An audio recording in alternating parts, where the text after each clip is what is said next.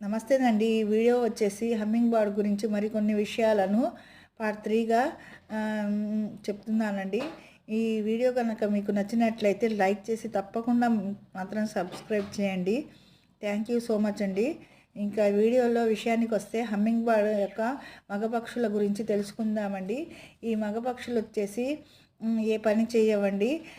అన్నీ మొత్తం ఆడపక్షుల మీదే డిపెండ్ అవుతాయండి. ఈ ఆడపక్షులే గూళ్ళను కట్టడం కానీ పిల్లల పోషణ వరకు మొత్తం అవే చూసుకుంటాయండి.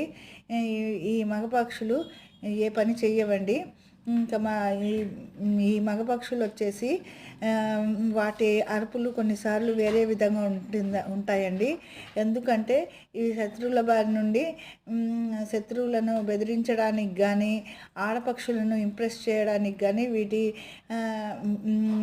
వీటి గొంతును కానీ వీటి రెక్కలను కానీ అట్రాక్టివ్గా చూపిస్తాయండి.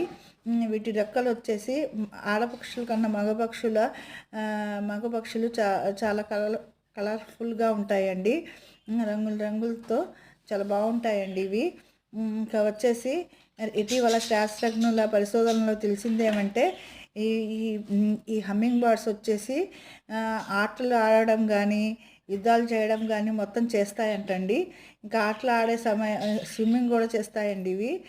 ఇంకా ఆటలు ఆడే సమయంలో పోటీలు కూడా పెట్టుకుంటాయండి.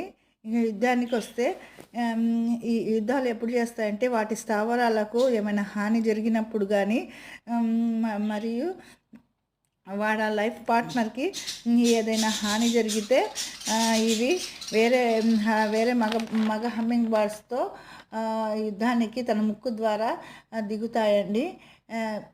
ఇంకా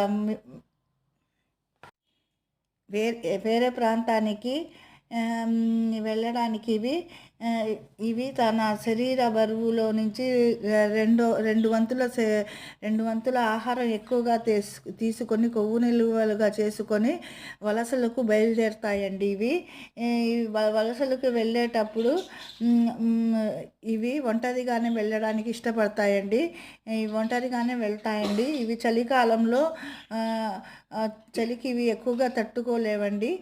చలికాలంలో వెళ్ళి మరలా తిరిగి వచ్చేస్తాయండి వాటి స్థావరాలకి. వసంతకాలంలో ఈ హమ్మింగ్ బర్డ్స్ వాతావరణం బట్టి వాటి రంగులు మారుతూ ఉంటాయండి.